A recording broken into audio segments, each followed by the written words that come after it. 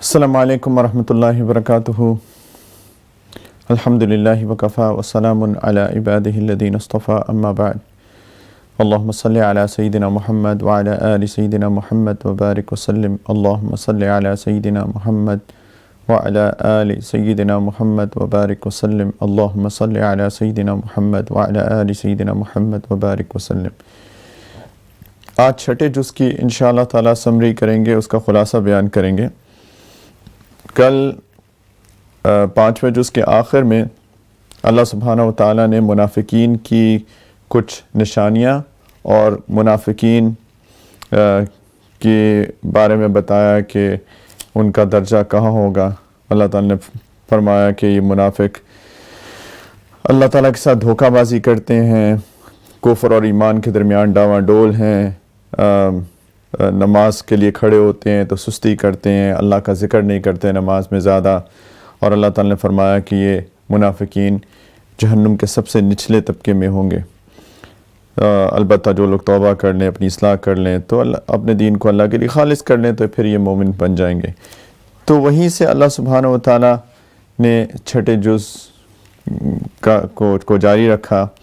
اعوذ باللہ من الشیطان الرجیم، بسم اللہ الرحمن الرحیم۔ لا يحب الله الجهر بالسوء من القول إلا من ظلم وكان الله سميعا عليما إن تبدوا خيرا أو تخفوه أو تعفوا عن سوء فإن الله كان عفوا قديرا۔ کہ اللہ تعالیٰ اس بات کو پسند نہیں کرتے کہ کسی کی برائی اعلانیہ زبان پر لائی جائے الا یہ کہ کسی پر ظلم ہوا ہو، اور اللہ تعالیٰ سب سنتے ہیں، ہر بات جانتے ہیں۔ تو اللہ تعالیٰ یہ فرما رہے ہیں کہ جو منافقین کے بارے میں بتایا ہے اتنا صاف ظاہر کر کے، تو جنرلی کسی کی برائی زبان پر نہیں لانی چاہیے۔ یہ اس لیے ہے کہ یہ لوگ ظلم کر رہے ہیں، یہ لوگ پیٹھ پیچھے لوگوں مسلمانوں پہ ظلم کر رہے ہیں، یہ خفیہ تدبیریں کر رہے ہیں، اس لیے بتایا جا رہا ہے۔ لیکن جنرل اصول یہ ہے دین کے اندر کہ کسی کی برائی اعلانیہ طور پہ زبان پہ نہ لائی جائے۔ یہ ایک اصول ہے اور بہت اہم اصول ہے کہ اگر کسی کی برائی دیکھیں تو اس کی ستاری کرنی چاہیے۔ من ستر مسلما سترہ اللہ یوم القیامت، او کما قال علیہ الصلوۃ والسلام، نبی کریم صلی اللہ علیہ وسلم نے فرمایا کہ جو کسی مسلمان کی برائی کو، اس کی غلطی کو چھپاتا ہے، اللہ اس کی غلطیوں کو قیامت کے دن چھپائیں گے۔ اور اللہ تعالیٰ فرما رہے ہیں کہ اگر کوئی نیک کام اعلانیہ طور پہ کرو یا خفیہ طور پہ کرو یا کسی برائی کو معاف کرو تو بہتر ہے، کیونکہ اللہ تعالیٰ بہت معاف کرنے والے ہیں، اگرچہ سزا دینے پر پوری قدرت رکھتے ہیں۔ پھر اللہ سبحانہ و تعالیٰ نے انہی منافقین کا تذکرہ جاری رکھا کہ ان الذین یکفرون باللہ ورسلہ ویریدون ان یفرقوا بین اللہ ورسلہ ویقولون نؤمن ببعض ونکفر ببعض ویریدون ان یتخذوا بین ذلک سبیلا، کہ جو لوگ اللہ تعالیٰ اور اس کے رسولوں کا انکار کرتے ہیں اور اللہ اور اس کے رسولوں کے درمیان فرق کرنا چاہتے ہیں اور کہتے ہیں کہ کچھ رسولوں پر تو ہم ایمان لائیں گے، کچھ کا انکار کریں گے، اس طرح وہ چاہتے ہیں کہ کفر اور ایمان کے درمیان ایک بیچ کی راہ نکال لیں۔ اللہ تعالیٰ فرما رہے ہیں یہ کفر ہے، کیونکہ ایمان کے لیے ضروری ہے کہ ہم اللہ تعالیٰ پر اور تمام پچھلے رسولوں پر اور تمام پچھلی کتابوں پر ایمان لے کر آئیں۔ یہ اور بات ہے کہ جو رسول ہمارے اوپر آیا، ہمارے لیے آیا، ہم اس کی شریعت کو اپنائیں، لیکن اس سے پچھلے جتنے رسول آئے ہیں ان سب پہ ایمان لے کر آئیں۔ پھر اللہ سبحانہ و تعالیٰ نے یہود اور نصارہ سے باری باری خطاب فرمایا۔ اسی میں سورہ نساء چل رہی ہے، بائی دا وے یہ سورہ نساء ہی چل رہی ہے، اسی کا تقریباً اختتام کے قریب ہے۔ اللہ تعالیٰ نے پھر بنو اسرائیل کا ذکر کیا، اہل کتاب کا ذکر کیا، یہود اور نصارہ کا باری باری تذکرہ کیا کہ یہ اہل کتاب تم سے مطالبہ کر رہے ہیں کہ تم ان پر آسمان سے کوئی کتاب نازل کر دو، یسألک اہل الکتاب ان تنزل علیہم کتاب من السماء۔ تو اللہ تعالیٰ فرماتے ہیں کہ یہود نے موسیٰ علیہ السلام سے تو اس سے بھی بڑی بات کی تھی۔ اللہ تعالیٰ فرما رہے ہیں کہ یہ بنو اسرائیل نے حضرت موسیٰ علیہ السلام سے کہا تھا کہ ہمیں اللہ تعالیٰ کھلی آنکھوں سے دیکھنے ہیں۔ فقد سألوا موسیٰ اکبر من ذلک فقالوا ارنا اللہ جہرۃ، کہ ہم کھلی آنکھوں سے اللہ کو دیکھنا چاہتے ہیں۔ تو یہ تو کہہ رہے ہیں کہ آسمان سے کتاب نازل کر دو، تو یہ تو نسبتاً چھوٹی بات ہے، یہ ان کی خصلت ہی ہے۔ اور پھر اللہ تعالیٰ فرماتے ہیں فَأَخَذَتْهُمُ الصَّاعِقَةُ بِظُلْمِهِمْ، ان کی سرکشی کی وجہ سے ان کو بجلی کے کڑکے نے آ پکڑا تھا، اور کھلی کھلی نشانیاں آئیں، پھر بھی انہوں نے بچڑے کو معبود بنا لیا۔ وہ ساری باتیں جو ہم نے سورۃ البقرہ میں بھی کی، سورہ آل عمران میں بھی اس کا تذکرہ کیا تھا۔ اللہ تعالیٰ کہتے ہیں اس پہ بھی میں نے ان کو معاف کر دیا تھا۔ اور پھر وہی باتیں تھوڑی سی اللہ سبحانہ وتعالیٰ نے دوبارہ سے ان کو ریپیٹ کرائیں، ان کو یاد کرائیں، یہودیوں کو، بنو اسرائیل کو، کہ دیکھو تم لوگوں نے کیا کیا سرکشیاں کی۔ پھر ان کے ساتھ جو کچھ ہوا وہ اس لیے کہ انہوں نے اپنا عہد توڑا، اس لیے ان کے اوپر وہ سارے عذاب آئے، اللہ تعالیٰ کی ناراضگی آئی۔ فَبِمَا نَقْضِهِمْ مِيثَاقَهُمْ وَكُفْرِهِمْ بِآيَاتِ اللَّهِ، کہ انہوں نے اپنا عہد توڑا، اللہ تعالیٰ کی آیتوں کا انکار کیا۔ وَقَتْلِهِمُ الْأَنْبِيَاءَ بِغَيْرِ حَقٍ، اور ناحق انبیاء کو قتل کیا۔ بنو اسرائیل نے بہت انبیاء کو قتل کیا، یعنی اتنے بے ادبی میں آگے بڑھ جاتے تھے کہ نبی کو قتل کر دیتے تھے۔ وَقَوْلِهِمْ قُلُوبُنَا غُلْفٌ، اور یہ کہا کہ جی ہمارے دلوں پہ غلاف چڑھا ہوا ہے، کہ کہنا یہ چاہتے تھے کہ آپ کہتے رہو جو کہنا ہے آپ نے، ہمارے اوپر فرق نہیں پڑے گا، ہمارے دلوں پہ تو غلاف چڑھا ہوا ہے، یعنی بے ادبی میں بڑے ہوئے تھے۔ اور پھر بل طبع اللہ علیہ بکفرہم فلا یؤمنون الا قلیلا، اللہ تعالیٰ فرماتے ہیں حالانکہ حقیقت یہ ہے کہ ان کے کفر کی وجہ سے اللہ نے ان کے دلوں پر مہر لگا دی ہے، اس لیے وہ تھوڑی سی باتوں کے سوا کسی اور پہ ایمان نہیں لاتے ہیں، یعنی اپنی سرکشی میں اتنا بڑھ گئے کہ ان کے تکبر کی وجہ سے اللہ سبحانہ وتعالیٰ نے ان کے دلوں پر مہر لگا دی کہ ان کو بات سمجھ نہیں آ رہی تھی۔ اب تو یہ بہت اہم بات ہے۔ دیکھیں قرآن جب پڑھ رہے ہیں یہ صرف بنو اسرائیل کے لیے نازل نہیں ہوا، یہ یہودیوں کے لیے، نصرانیوں کے لیے، مشرکین کے لیے، منافقین کے لیے یہ ساری باتیں نہیں کی جا رہی، یہ میرے اور آپ کے لیے باتیں کی جا رہی ہیں۔ قرآن کو جب پڑھا کریں تو قرآن کو اس طریقے سے پڑھنا چاہیے جیسے کہ یہ میرے لیے نازل ہوا ہے، اور میرے لیے ہی نازل ہوا ہے، اور آپ کے لیے ہی نازل ہوا ہے، اور ان سب کے لیے نازل ہوا ہے۔ تو ہم ان کو پڑھ کر یہ دیکھیں کہ کہیں یہ نشانیاں ہمارے اندر تو نہیں ہیں کہ بنو اسرائیل کے ساتھ نے جو کیا، ان کے ساتھ جو ہوا، کہیں ایسا تو نہیں ہے کہ میں اور آپ بھی انہی چیزوں میں پڑے ہوئے ہیں۔ اللہ تعالیٰ نے یہ اصول بنائے ہوئے ہیں، یہ اللہ تعالیٰ کی عادت مبارکہ ہے، یہ اللہ تعالیٰ کی سنت ہے کہ جس طریقے جب لوگ ایک خاص ایٹیچیوڈ اپنا لیتے ہیں تو پھر ان کے ساتھ کیا معاملہ ہوتا ہے، اس لیے قرآن کے اندر یہ ساری کی ساری باتیں ذکر کی گئی ہیں۔ اور اس لیے کہ انہوں نے کفر کا راستہ اختیار کیا اور مریم پر بڑے بہتان کی بات کی، وَبِكُفْرِهِمْ وَقَوْلِهِمْ عَلَى مَرْيَمَ بُهْتَانٍ عَظِيمًا، مریم علیہ السلام جیسے ہمیں پتہ ہے کہ بغیر شوہر کے ان کی اولاد ہوئی، عیسیٰ علیہ السلام ایسے بھی لوگ تھے جنہوں نے ان پہ بہتان لگا دیا معاذ اللہ۔ وَقَوْلِهِمْ إِنَّا قَتَلْنَا الْمَسِيحَ عِيسَى ابْنَ مَرْيَمَ رَسُولَ اللَّهِ، اور یہ کہا کہ ہم نے اللہ کے رسول مسیح عیسیٰ ابن مریم علیہ السلام کو قتل کر دیا۔ جیسے یہود نے وہ خلاف تھے عیسیٰ علیہ السلام کے، اور انہوں نے جو ساری ہم نے پہلے بھی بات کی تھی کہ انہوں نے عیسیٰ علیہ السلام کو قتل کرنے کا ارادہ کیا۔ اللہ تعالیٰ فرماتے ہیں کہ وَمَا قَتَلُوهُ وَمَا صَلَبُوهُ، نہ تو انہوں نے ان کو قتل کیا عیسیٰ علیہ السلام کو، اور نہ ہی ان کو صلیب پہ چڑھایا، وَلَكِنْ شُبِّهَ لَهُمْ، بلکہ انہیں اشتباہ ہو گیا، جیسے ہم نے پہلے ایک بات کی تھی، یہ پہلے بھی یہ بات گزری ہے کہ اللہ تعالیٰ نے عیسیٰ علیہ السلام کو اٹھا لیا۔ آگے چل کے آ رہا ہے وَإِنَّ الَّذِينَ اخْتَلَفُوا فِيهِ لَفِي شَكٍّ مِّنْهُ مَا لَهُم بِهِ مِنْ عِلْمٍ إِلَّا اتِّبَاعَ الظَّنِّ وَمَا قَتَلُوهُ يَقِينًا، بالکل یقینی بات ہے کہ وہ عیسیٰ علیہ السلام کو قتل نہیں کر پائے، بل رفعہ اللہ الیہ، بلکہ اللہ نے انہیں اپنے پاس اٹھا لیا اور ایک اور شخص کو ان کی شکل ان جیسی بنا دی، اور وہ اس شخص کو لے گئے اور اس شخص کو انہوں نے سولی پر چڑھایا، اور یہ سمجھے کہ انہوں نے عیسیٰ علیہ السلام کو قتل کر دیا۔ لیکن یہ یہود کی کارستانیاں بتا رہے ہیں اللہ تعالیٰ۔ اور پھر اللہ تعالیٰ نے فرمایا وَإِن مِّنْ أَهْلِ الْكِتَابِ إِلَّا لَيُؤْمِنَنَّ بِهِ قَبْلَ مَوْتِهِ، کہ اہل کتاب میں سے کوئی ایسا نہیں ہے جو اپنی موت سے پہلے ضرور ضرور عیسیٰ علیہ السلام پر ایمان نہ لے آئے، یعنی کہ اس بات پہ ایمان لے آئے کہ عیسیٰ علیہ السلام کو انہوں نے قتل نہیں کیا۔ اور اگر نصارہ کی بات کریں تو وہ ہمیں پتہ ہے کہ انہوں نے ایک اور غلو کیا کہ عیسیٰ علیہ السلام کو خدا کا بیٹا بنا لیا۔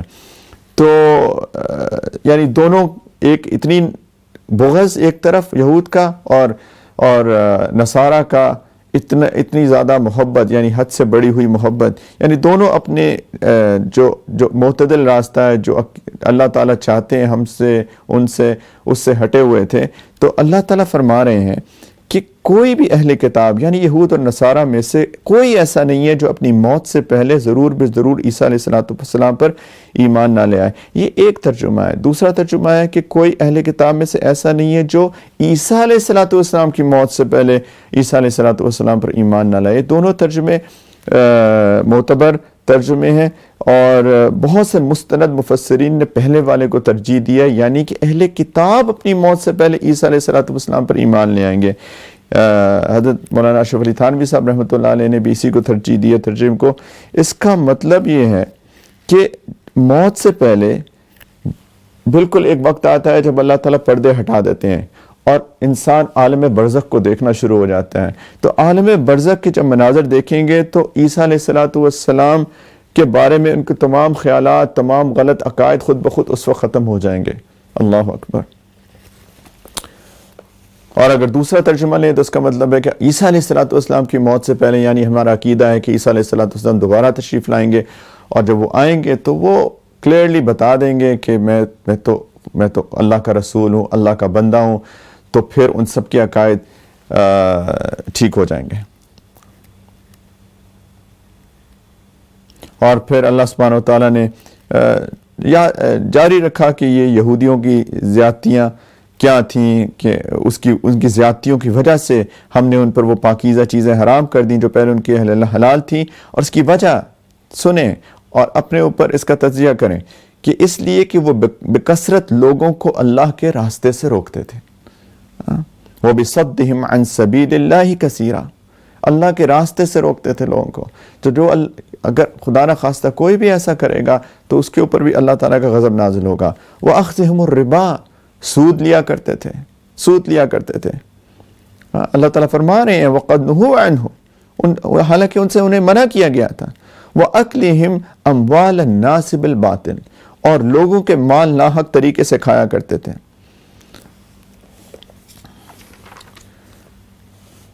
پھر اللہ تعالیٰ نے ان کو فرمایا کہ اہل کتاب اپنے دین میں حد سے نہ بڑھ جاؤ. یا اہل الکتاب لا تغلو فی دینکم، غلو مت کرو دین کے اندر، مت بڑھ جاؤ، اور اللہ کے بارے میں حق کے سوا کوئی بات نہ کرو. ولا تقولوا علی اللہ الا الحق انما المسیح عیسی ابن مریم رسول اللہ وکلمتہ. یہ ہے حقیقت کہ مسیح عیسیٰ ابن مریم علیہ السلام تو محض اللہ کے رسول تھے اور اللہ کا ایک کلمہ تھا جو اللہ تعالیٰ نے مریم تک پہنچایا.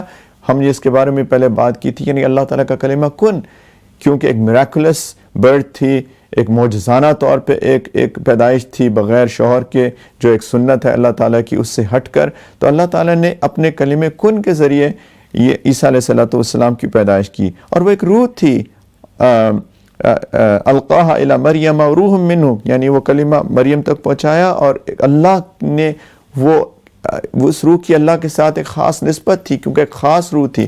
عام طریقے سے جس طرح سے ایک پیدائش ہوتی ہے اس طرح سے نہیں تھی. تو پھر اللہ تعالیٰ کہہ رہے ہیں کہ فَآمِنُوا بِاللَّهِ وَرُسُلِهِ، اللہ اور اس کے رسولوں پر ایمان لو. وَلَا تَقُولُوا ثَلَاثَةً، اور یہ مت کہو کہ خدا تین ہے. یہ جو پورا کرسچینٹی کا کانسیپٹ ہے ٹرینٹی کا، کہ وہ اس چیز پہ ایمان رکھتے ہیں کہ خدا تین ہے، باپ، بیٹا اور روح. یعنی باپ جو ہے معاذ اللہ ہے، بیٹا جو ہے وہ عیسیٰ علیہ السلام، اور روح القدس یعنی جبریل علیہ السلام. اور کچھ نے روح القدس کی جگہ مریم علیہ السلام کو اس ٹرینٹی کا حصہ بنایا. تو یہ اللہ سبحانہ وتعالیٰ کہہ رہے ہیں یہ ایسا مت کہو، یہ غلط عقیدہ ہے. اور یہ بہت ایک کمپلیکیٹڈ سا کانسیپٹ ہے. مجھے نہیں لگتا کہ ایون نصارہ کو بھی اس کی بہت کوئی گہری سمجھ ہے سب کو، کیونکہ ایک عجیب سی کنفیوزڈ سی سٹیٹ ہے یہ. وہ کہتے ہیں جی خدا تین ہے، کچھ کہتے ہیں خدا تو ایک ہے لیکن تینوں کے مجموعے کا نام خدا ہے. خیر اس کے بارے میں بہت تفصیل ہے. اللہ تعالیٰ کہہ رہے ہیں کہ ایسا مت کہو. ولا تقولوا ثلاثہ. اور اللہ تعالیٰ فرما رہے ہیں کہ لن یستنکف المسیح ان یکون عبدا للہ ولا الملائکۃ المقربون، کہ مسیح یعنی عیسیٰ علیہ السلام کبھی اس بات کو برا نہیں سمجھ سکتے کہ وہ اللہ کے بندے ہیں۔ وہ خود کہتے ہیں میں اللہ کا بندہ ہوں، اللہ خدا کا بیٹا نہیں ہوں، میں اللہ کا بندہ ہوں۔ ایون اللہ تعالیٰ نے فرمایا جو مقرب فرشتے ہیں جن کا اتنا اونچا سٹیٹس ہے، وہ بھی اس میں کوئی آر نہیں سمجھتے کہ وہ اپنے آپ کو اللہ کا بندہ کہتے ہیں۔ اللہ تعالیٰ کہہ رہے ہیں جو شخص اپنے رب کی بندگی میں ہار سمجھے اور تکبر کا مظاہرہ کرے تو وہ اچھی طرح سمجھ لے کہ اللہ ان سب کو اپنے پاس جمع کرے گا۔ پھر جو لوگ ایمان لائے ہوں گے، انہوں نے نیک عمل کیے ہوں گے، ان کو ان کا پورا پورا ثواب دیا جائے گا اور اپنے فضل سے اس سے بھی زیادہ دے گا۔ اور جس نے بندگی کو آر سمجھا ہوگا، برا سمجھا ہوگا اور تکبر کا مظاہرہ کیا ہوگا تو ان کو دردناک عذاب دے گا۔ تو یہاں پہ پھر آخر میں بالکل اینڈ میں دوبارہ سے وراثت کا ایک چھوٹا سا مسئلہ اللہ تعالیٰ نے بیان کیا کلالہ کے بارے میں۔ کلالہ کہتے ہیں کہ اگر کسی شخص کا انتقال ہو جائے اور اس کے باپ دادا وغیرہ بھی زندہ نہ ہو اور بیٹا پوتا نیچے بھی زندہ، یعنی مرد اوپر نسب میں اور نیچے کوئی نہ ہو تو اس کو کلالہ کہتے ہیں۔ اس کے بارے میں ایک چھوٹا سا مسئلہ اللہ سبحانہ وتعالیٰ نے بیان فرما کے سورۃ النساء ختم کی، اور یہاں سے پھر سورۃ المائدہ شروع ہوتی ہے۔ یہ سورۃ مائدہ نبی کریم صلی اللہ علیہ وسلم کی زندگی کے حیات طیبہ کے بالکل آخری دور میں نازل ہوئی تھی۔ اس کے کچھ حصے صلح حدیبیہ پہ، کچھ فتح مکہ کے وقت اور کچھ حجۃ الوداع کے موقع پر نازل ہوئے تھے۔ اس زمانے میں یہ وہ وقت تھا جب اسلام جزیرہ عرب کے میں بہت اچھی طرح اس وقت تک پھیل چکا تھا، اور جو اسلام کے دشمن تھے اس وقت وہ بہت شکست کھا چکے تھے، اور ایک باقاعدہ اسلامی ریاست جو ہے وہ مدینہ منورہ میں مستحکم ہو چکی تھی۔ تو اس صورت کا آغاز ایک بنیادی حکم سے ہوا کہ مسلمانوں کو اپنے جو عہد کرتے ہیں، اس کو اپنے عقود کرتے ہیں، عہد کرتے ہیں، اس کو پورا کرنا چاہیے۔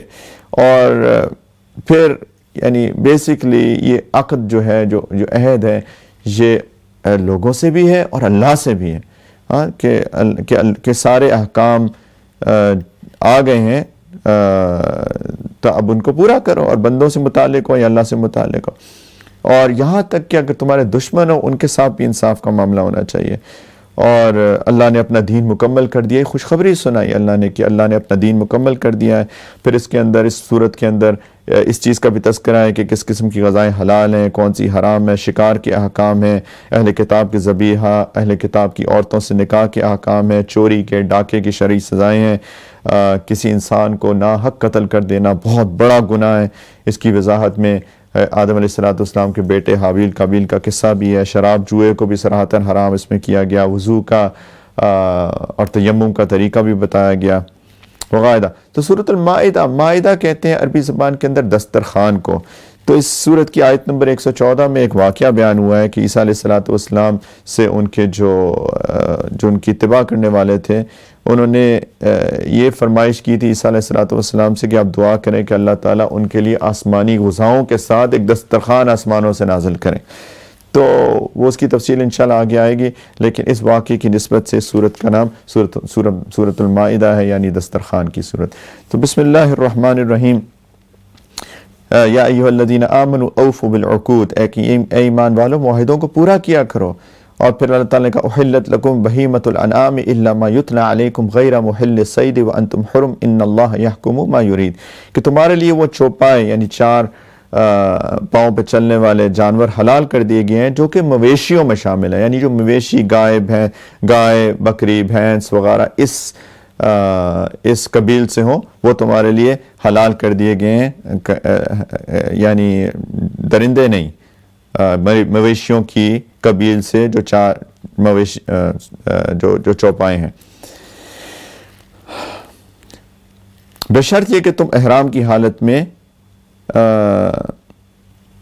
ہو، اس وقت شکار کو حلال نہیں سمجھو۔ تو اللہ تعالیٰ کہہ رہے ہیں کہ احرام کی حالت میں شکار حرام نہیں ہے۔ پھر آگے چل کے اللہ سبحانہ وتعالیٰ نے فرمایا کہ کسی قوم کے ساتھ تمہاری یہ دشمنی کہ انہوں نے تمہیں مسجد حرام سے روکا تھا، تمہیں اس بات پر آمادہ نہ کریں کہ تم ان پر زیادتی کرو۔ دشمنوں کے ساتھ انصاف کا معاملہ، ایسا نہ ہو تمہارا غصہ تمہیں اپنے دین کی حدود سے باہر نکال دے۔ دشمنوں کے ساتھ بھی معاملہ کرو تو انصاف کا معاملہ کرو۔ وَتَعَاوَنُوا عَلَى الْبِرِّ وَالتَّقْوَىٰ، ایک دوسرے کے ساتھ تعاون کرو نیکی پر اور تقوی پر، نیک اعمال پر اور گناہوں سے بچنے پر، اس سے ایک دوسرے کے ساتھ تعاون کرو۔ اگر کوئی دین پہ آنا چاہتا ہے اس کو انکریج کرو، اگر کوئی گناہ چھوڑنا چاہتا ہے اس کو انکریج کرو۔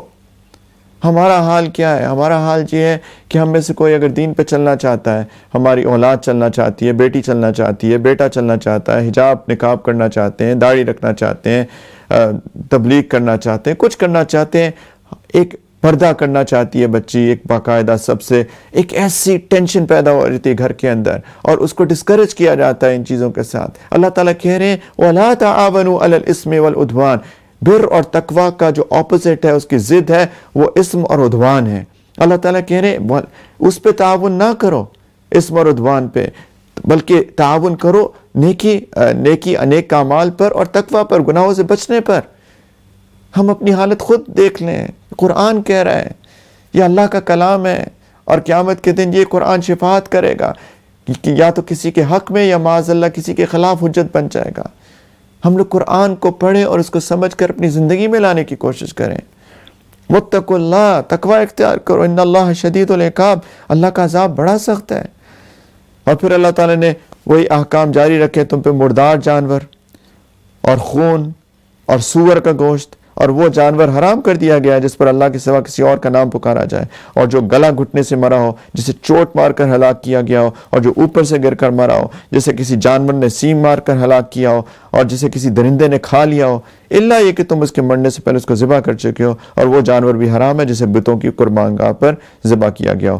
تو یہ کھانے پینے کے احکام، کھانے کی حرمتیں، اور پھر آگے اللہ تعالیٰ نے کہا کہ الیوم یئس الذین کفروا من دینکم، جیسے میں نے پہلے عرض کیا تھا کہ اس وقت تک دین اسلام بہت پھیل چکا تھا، تو اللہ تعالیٰ فرما رہے ہیں کہ آج کافر لوگ تمہارے دین کے مغلوب ہونے سے نا امید ہو گئے ہیں۔ فلا تخشوہم، بخشونی، کہ ان سے مت ڈرو، مجھ سے ڈرو، میرا ڈر دل میں پیدا کرو۔ الیوم اکملت لکم دینکم واتممت علیکم نعمتی ورضیت لکم الاسلام دینا، آج میں نے یہ تمہارے لیے تمہارا دین مکمل کر دیا، تم پر اپنی نعمت پوری کر دی، اور تمہارے لیے اسلام کو دین کے طور پہ ہمیشہ کے لیے پسند کر دیا۔ سیدنا عمر رضی اللہ تعالیٰ عنہ سے ایک یہودی نے کہا کہ اس آیت جو اس نے سنی تو اس نے کہا کہ اگر یہ آیت ہمارے اوپر نازل ہوتی تو ہم تو اس دن کو عید کا دن بنا لیتے، کہ آج میں نے تمہارے لیے تمہارا دین مکمل کر دیا، اپنی نعمت تم پر پوری کر دی، اور تمہارے لیے اسلام کو دین کے طور پر ہمیشہ کے لیے پسند کر لیا۔ اللہ تعالیٰ فرما رہے ہیں۔ تو سیدنا عمر رضی اللہ تعالیٰ نے فرمایا کہ مجھے پتہ ہے کہ آیت کب نازل ہوئی تھی۔ یہ آیت نازل ہوئی تھی عرفات میں، حجۃ الوداع کے موقع پر، اور اس دن، اور جمعے کا دن تھا، تو عید کا تو دن تھا۔ ہم عید مناتے ہیں 10 ذوالحجہ کو، ہم لوگ عید مناتے ہیں، اور جمعے کا دن بھی ہمارے لیے عید ہوتا ہے۔ تو اس لیے کیا کریں پھر؟ لہٰذا اس دین کے احکام کی پوری پابندی کرو، یعنی یہ جو چیزیں حرام کی گئی ہیں ان کو مت کھاؤ۔ ہاں اگر کوئی شخص شدید بھوک کے عالم میں بالکل مجبور ہو جائے تو ان مجبوری میں ان حرام چیزوں میں سے کچھ کھا لے، بشرط یہ کہ گناہ کی رغبت کی بنا پر ایسا نہ کرے، تو اللہ تعالیٰ بہت معاف کرنے والا مہربان ہے۔ یعنی اگر بہت جان پہ پن پڑی ہو، کچھ اور کھانے کو نہ ہو، تو پھر حرام چیزوں میں سے صرف جان بچانے جتنا کھانے میں اللہ تعالیٰ اجازت دے رہے ہیں۔ اور پھر اللہ تعالیٰ نے کچھ شکاری جانوروں کے بارے میں بات کی کہ ان کا کھانا کیسا ہے، اور پھر اللہ سبحانہ وتعالیٰ نے کہا کہ تمہارے لیے اليوم احل لکم الطیبات وطعام الذین اوتوا الکتاب حل لکم وطعامکم حل لہم، کہ جن لوگوں کو تم سے پہلے کتاب دی گئی تھی ان کا کھانا بھی تمہارے لیے حلال ہے، اور تمہارا کھانا ان کے لیے حلال ہے، یعنی ان کا ذبیحہ، اہل کتاب کا، یہود نصارہ کا ذبیحہ۔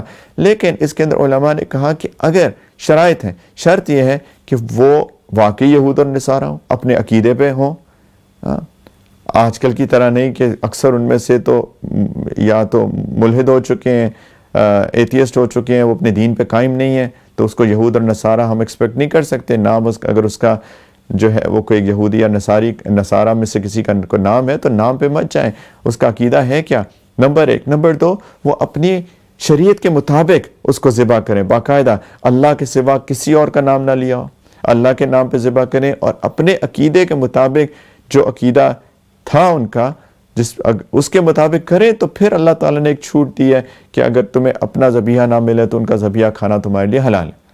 لیکن یہ شرائط پوری کرنا ضروری ہے. آج لوگ پوچھتے ہیں کہ ہم لوگ ویسٹ میں جاتے ہیں تو کیا ہم ان کا ذبیحہ کھا لیں؟ دیکھیں پتہ نہیں کس نے ذبح کیا ہے، اور جیسے میں نے کہا کہ ان میں سے اکثر لوگ، میجورٹی ان کی دین سے پھر چکی ہے. وہ لوگ نام کے جو مرضی ہوں لیکن وہ اپنے عقائد میں اپنے مذہب پہ قائم نہیں ہیں. تو وہ جو سلاٹر ہاؤسز اللہ جانے کہ وہ تو امپلائیز ہیں، کس نے اس کو ذبح کیا ہے تو ہم کو نہیں پتہ. تو بالکل احتیاط کرنی چاہیے اس بارے میں، کیونکہ کھانے کا معاملہ ہے، اور کھانا حرام کھانے سے نہ صرف کہ اللہ تعالیٰ کی ناراضگی ہوتی ہے، اور دوسرا روحانی طور پہ شدید نقصان ہوتا ہے اس سے.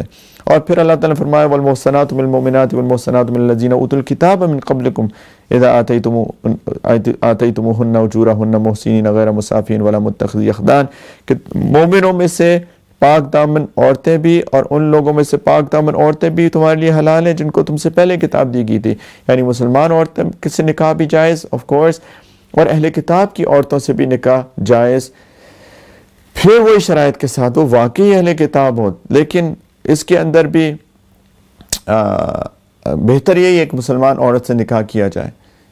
لیکن اگر کوئی کر لے کسی اہل کتاب سے اور واقعی وہ اہل کتاب ہو، واقعی وہ اپنے عقیدے پہ ہو، تو وہ نکاح کو ہم صحیح نکاح کہیں گے. لیکن پھر اللہ تعالیٰ نے دوبارہ وہی بات کی، نکاح کا مقصد عورت کو عزت دینا ہے. جبکہ تم نے ان کو نکاح کی حفاظت میں لانے کے لیے ان کو مہر بھی دیا ہو، حق مہر. اس کا مقصد جو ہے ہوس نکالنا نہ ہو، اللہ تعالیٰ فرما رہے ہیں، اور نہ ہی خفیہ آشنائیاں پیدا کر کے سیکرٹ افیئرز. اللہ تعالیٰ کہہ رہے ہیں یہ بالکل ٹھیک نہیں ہے. عورت کی عزت ہے، اس کے ساتھ کھیلو مت کہ اس کے ساتھ سیکرٹ ریلیشن شپس اور سیکرٹ افیئرز بنا کے رکھو. نکاح کر کے اس کو عزت دو، اس کو حق مہر ادا کرو. پھر آگے تیمم کے وضو کے اور تیمم کے مسائل ہیں. یا ایھا الذین آمنوا اذا قمتم الی الصلاۃ فاغسلوا وجوہکم وایدیکم الی المرافق وامسحوا برؤوسکم وارجلکم الی الکعبین، کہ ایمان والو نماز کے لیے اٹھو تو اپنے چہرے اور کونیوں تک اپنے ہاتھ دھو لو، سروں کا مسح کر لو، اپنے پاؤں بٹوں ٹخنوں تک دھو لو. جنابت کی حالت میں ہو تو غسل کر لو. وَإِن كُنتُمْ جُنُبًا فَطَّهِّرُوا. تو وضو کے مسائل، جنابت، غسل کے مسائل، اور پھر اللہ تعالیٰ نے آخر میں کہا تیمم. وَإِن كُنتُمْ مَرْضَىٰ أَوْ عَلَىٰ سَفَرٍ أَوْ جَاءَ أَحَدٌ مِّنكُمْ مِنَ الْغَائِطِ أَوْ لَامَسْتُمُ النِّسَاءَ، یعنی اگر حدث اصغر ہو یعنی وضو ٹوٹا ہو تب بھی پانی نہ ہو تو تیمم کر سکتے ہیں پاک مٹی سے. اور اگر جنابت ہو جائے یعنی حدث اکبر ہو جائے تو تب بھی پانی نہ ملے تو غسل کا بھی آلٹرنیٹ جو ہے وہ تیمم ہے اگر پانی نہ ملا. اور اس کی اور بھی شرائط ہیں جو فقہ کی کتابوں کے اندر مذکور ہیں. آگے چل کے اللہ سبحانہ و تعالیٰ نے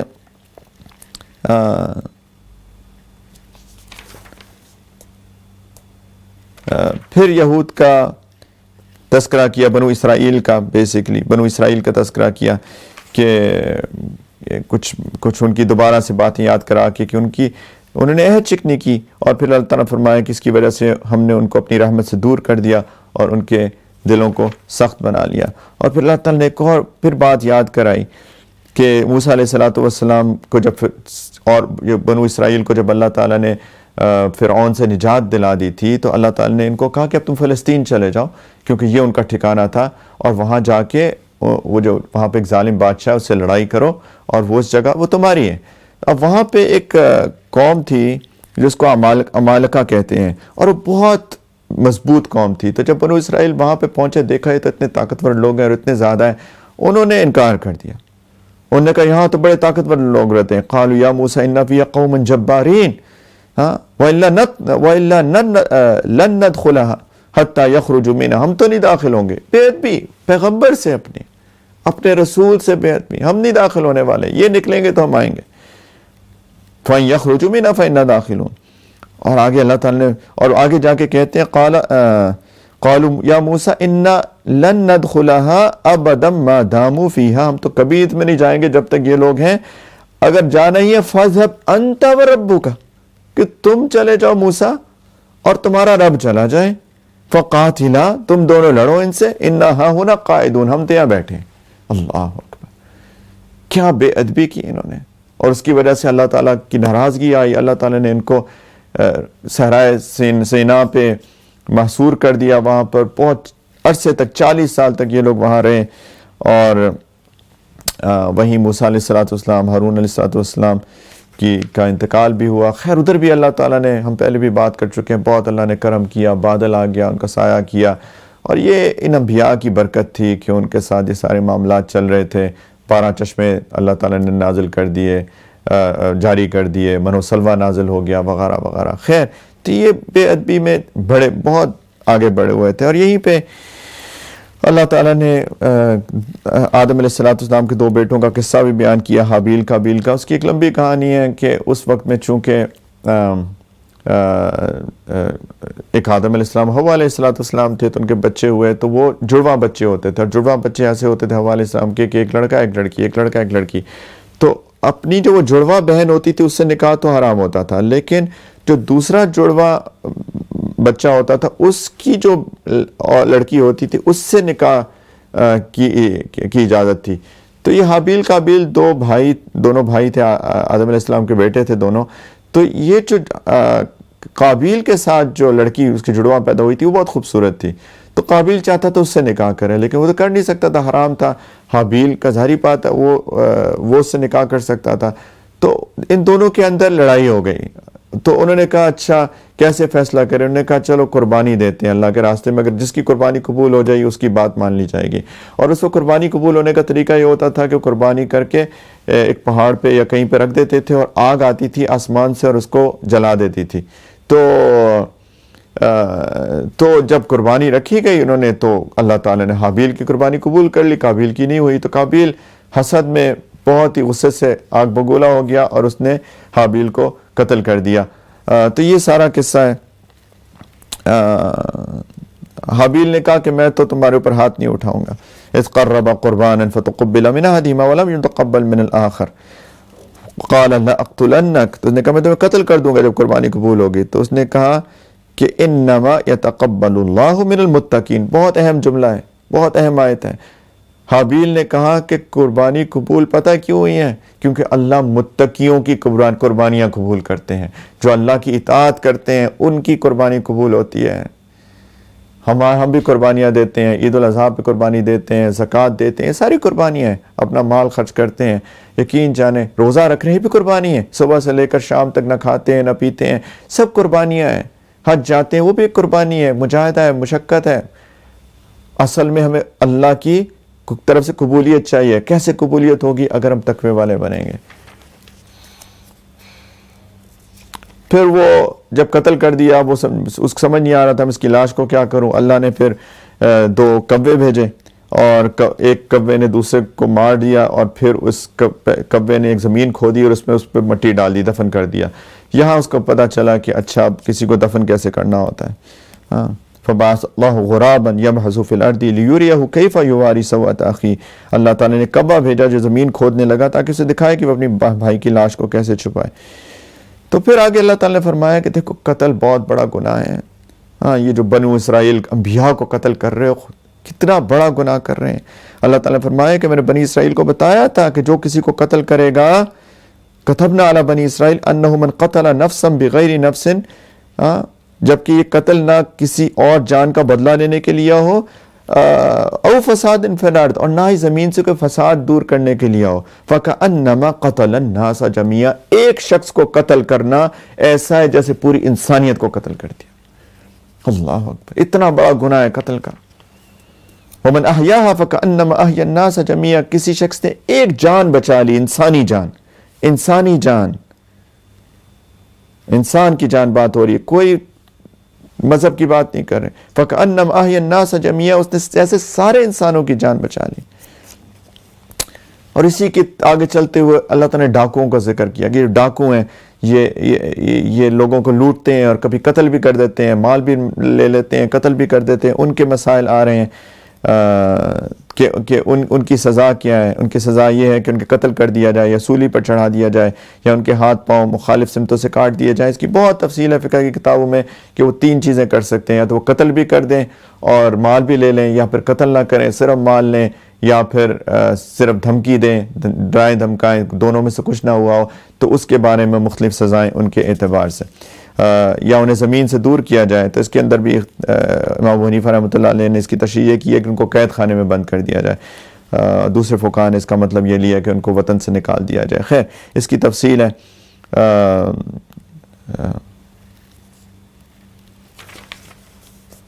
اور پھر آگے چوری کے بارے میں والسارق والسارقۃ فاقطعوا ایدیہما جزاء بما کسبا نکالا من اللہ، جو مرد چوری کرے اور جو عورت چوری کرے دونوں کے ہاتھ کاٹ دو تاکہ ان کو اپنے کیے کا بدلہ مل جائے اور اللہ تعالیٰ کی طرف سے عبرتناک سزا ہو۔ اچھا، یہ جو ڈاکے کے اور یہ چوری کے جو احکام ہیں نا، یہ اتنے اسٹریٹ فارورڈ نہیں ہیں، اس کے لیے بہت شرائط ہیں ان کو پروو کرنا۔ جتنے بھی حدود آئی ہیں نا شریعت میں، یعنی حد کی سزائیں ہیں، چوری کی، شراب کی، زنا کی، کسی پہ بہتان لگانے کی، اس کی بہت سٹرنجنٹ کنڈیشنز ہیں، ایسے اسٹریٹ فارورڈ نہیں ہیں۔ اللہ تعالیٰ نہیں چاہتے کہ حد جاری ہو اگر آپ اس کو غور سے مطالعہ کریں، لیکن جب پروو ہو جائے تو پھر اللہ تعالیٰ چاہتے ہیں کہ یہ سب سزائیں دی جائیں تاکہ معاشرے کو عبرت ملے اور آئندہ کسی کو ہمت نہ ہو چوری کی، ڈاکے کی، زنا کی، شراب نوشی کی، وغیرہ وغیرہ۔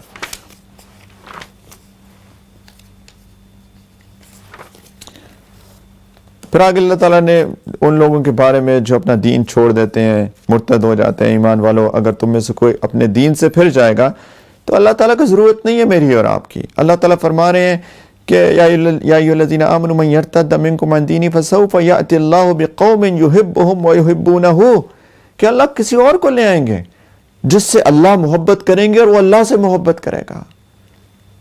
میری ضرورت نہیں ہے اللہ کو، نہ ہماری کسی کی ہے۔ اگر ہم اللہ سے محبت نہیں کریں گے تو اللہ کسی اور کو لے آئیں گے جس سے اللہ محبت کریں گے۔ اللہ نے اپنی محبت کا تذکرہ پہلے فرمایا اور وہ اللہ سے محبت کرے گا۔ ہاں،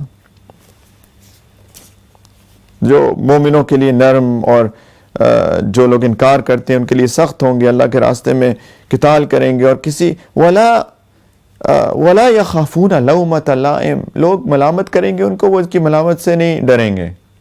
لوگ کہتے ہیں وہ یہ تو مولوی ہو گیا، کہتے رہے، ان کی اپنی زبان ہے، کیا کہہ سکتے ہیں ان کو۔ مولوی کا مطلب بھی نہیں جانتے، مولوی کا مطلب پتہ ہے کیا ہوتا ہے؟ اس کا مطلب ہوتا ہے اللہ والا۔ یہ تو اللہ والا ہو گیا، کتنا بڑا لقب ہے، سبحان اللہ۔ کاش کہ ہم سب اللہ والے بن جائیں، اللہ کرے کہ ہم اللہ والے بن جائیں۔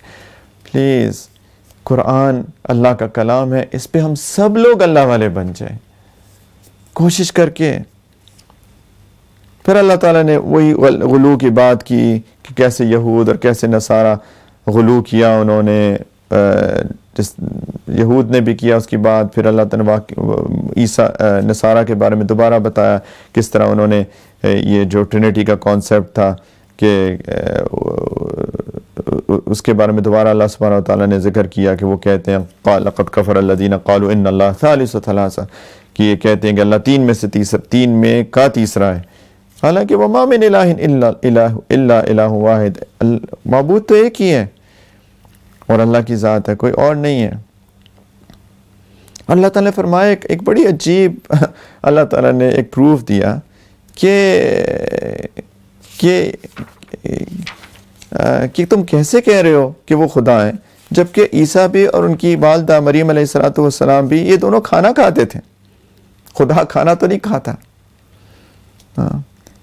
تو یا قل یا اہل الکتاب لا تغلو فی دینکم، کہ اہل کتاب نے دین میں غلو مت کرو، ایگزیجریٹ مت کرو۔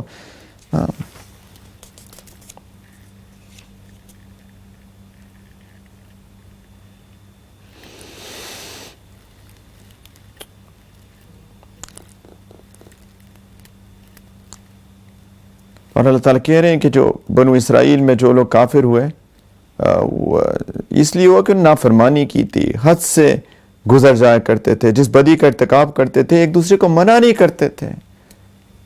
یعنی ایک بندہ غلط کر رہا ہے، امر بالمعروف نہیں تھا، نہی عن المنکر نہیں تھا، یہ وجوہات تھیں اللہ کی ناراضگی کی۔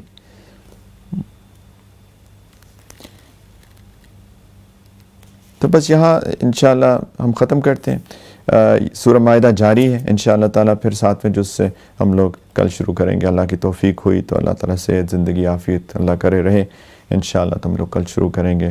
اللہ تعالیٰ ہم سب کا یہ قرآن کے ساتھ اس کو سمجھنے کی کوشش کرنا، تھوڑا بہت صرف مناسبت پیدا کر رہے ہیں، میں بار بار کہتا ہوں ہم صرف کچھ مناسبت پیدا کرنے کی کوشش کر رہے ہیں، یہ قرآن کا بالکل حق ادا نہیں ہو رہا، لیکن جو لوگ جنہوں نے قرآن کو کبھی سمجھنے کی کوشش نہیں کی، میں ایک ٹیسٹ دینا چاہتا ہوں کہ کتنا ہم لوگ لیک کر رہے ہیں کہ ہم لوگوں نے قرآن کو کبھی سمجھنے کی کوشش ہی نہیں کی۔ پلیز سب لوگ قرآن کو سمجھنے کی کوشش کریں اور قرآن والے بن جائیں، قرآن پہ عمل کرنے والے بن جائیں۔ وآخر دعوانا ان الحمدللہ رب العالمین۔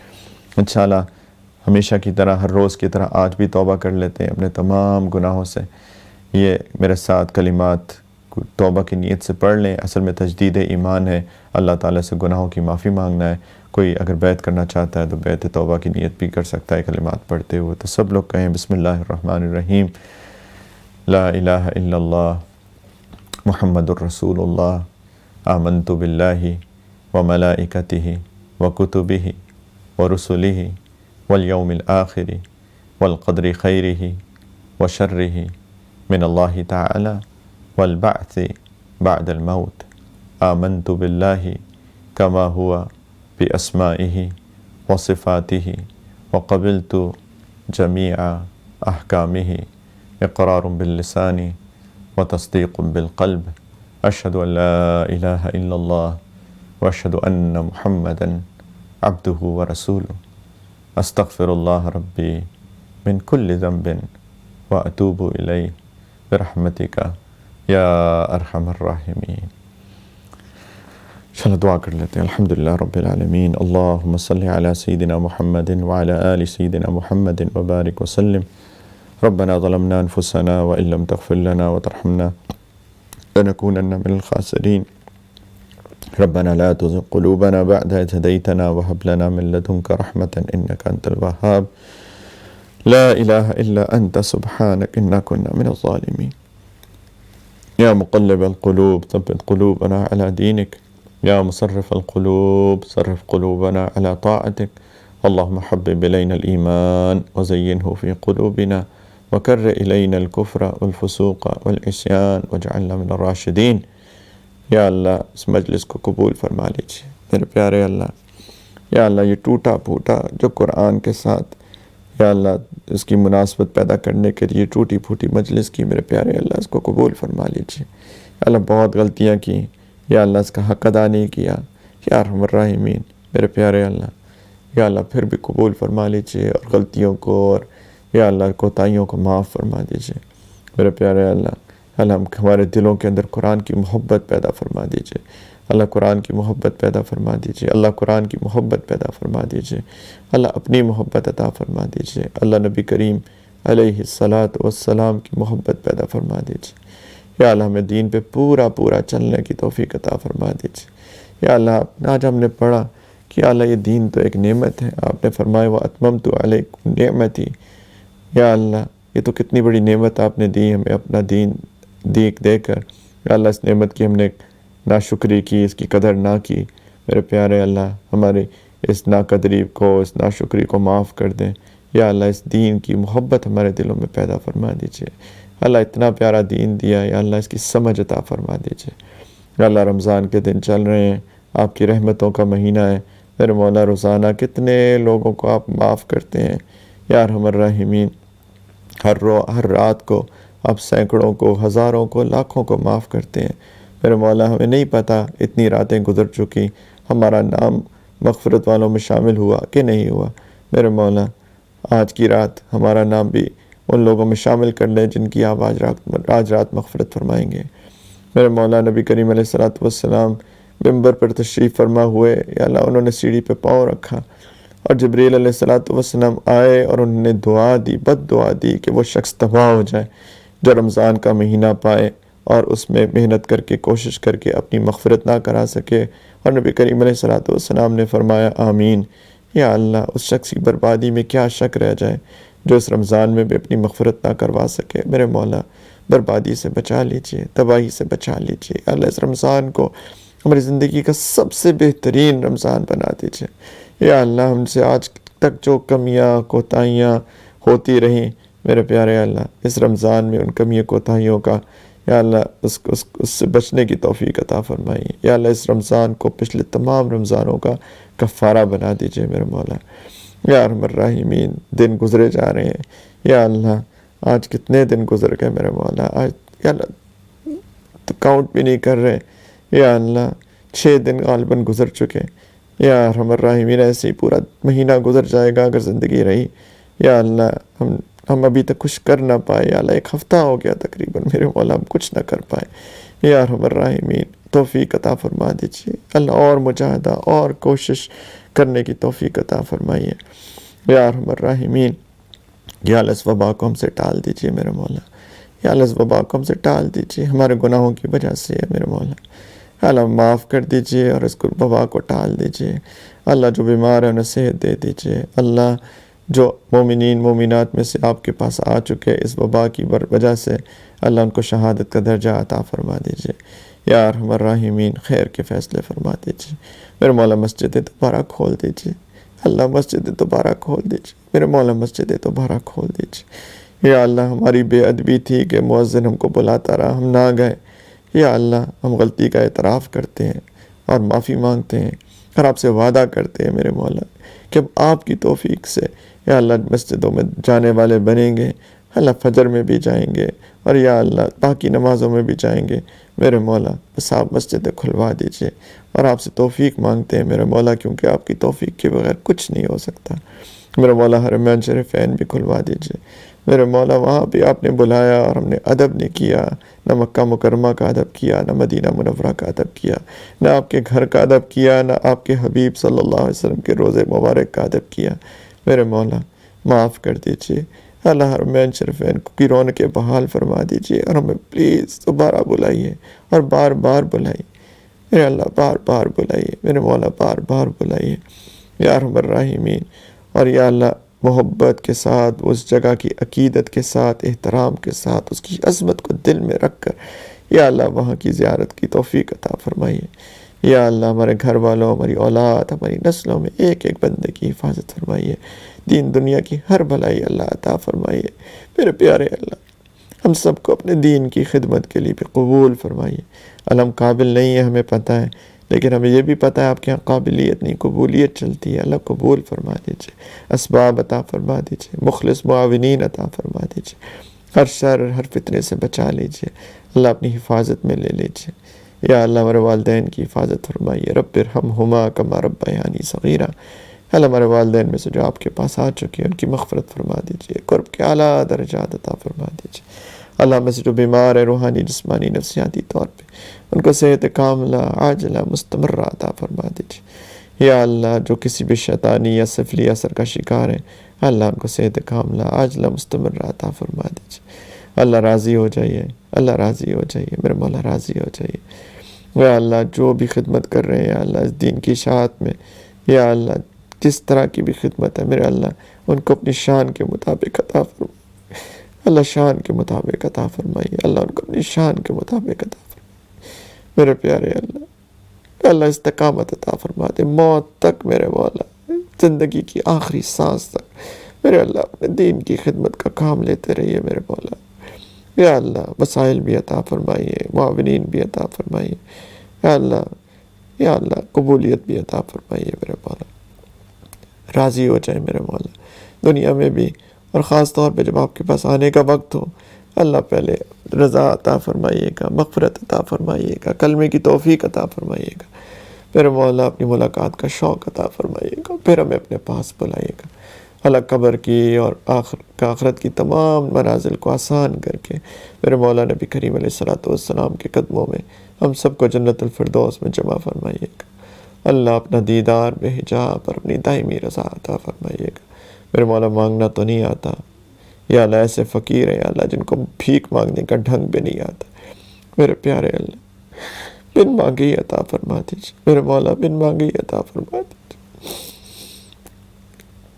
محتاج ہے میرے مولا دنیا کے بھی آخرت کے بھی میرے مولا، بن مانگے عطا فرما دیجیے، سب کی پریشانیاں میرے مولا دور فرما دیجیے، ربنا تقبل منا انك انت السميع العليم وتب علينا انك انت التواب الرحيم، صلی اللہ علی النبی الکریم وعلی آلہ وصحبہ اجمعین برحمتک یا ارحم الراحمین، الحمدللہ۔